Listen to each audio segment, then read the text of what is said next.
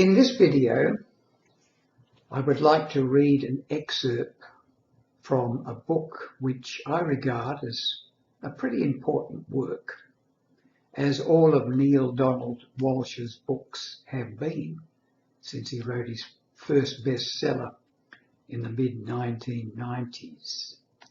Here's the book. Tomorrow's God by Neale Donald Walsch. Now you might wonder why I advocate Neale's books so often. I guess I do it because we have something in common. Neale takes his books down by automatic writing, and they are profound writings indeed which come through him. For my own part, I was introduced to automatic writing in the late 1960s. It didn't come on full bloom. I developed it gradually over time. And as time progressed, the readings or the messages I got became more and more profound. And eventually I started to write a few of my own books, much along the same lines as Neale Donald Walsch.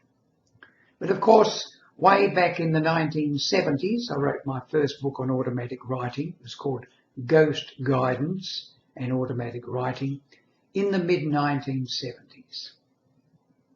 Now, in the mid-1970s, if you were to approach a publisher, they would say, this is nonsense. Nobody's going to buy this sort of book. And of course, they never bothered publishing. It was until 1994, I think, or it might have been 1996, when Neale wrote his first bestseller, Conversations with God, Book 1.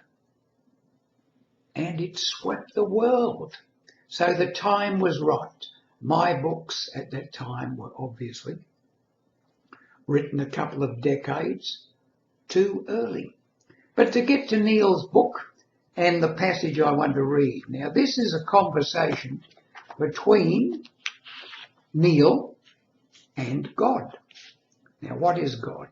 God is the highest part of Neale, as it is the highest part of all of us. But I'll read what it says. This is the message coming through from God to Neale through his automatic pen. Your scientists have been trying to explain this push-pull process for years. Whether at the level of universal cosmology or at the level of individual human experience, this process exhibits as an inherent part of life itself. Now you can play this back if this is a bit deep. You can play it back. The subconscious performs its function by storing every bit of data it has ever received from the conscious mind that will allow it to differentiate itself from the all.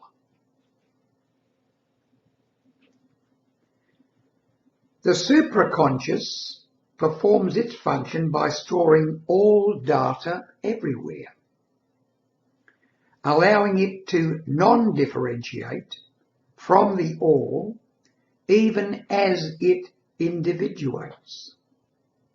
It can thus produce, in all human beings at any moment, the experience of non-separated separation, or what could be termed the singular duality.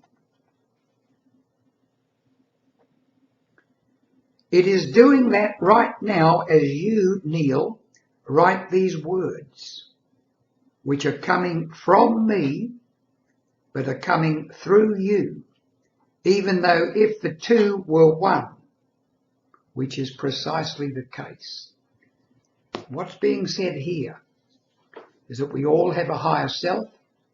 We are all one. We are all connected to this one.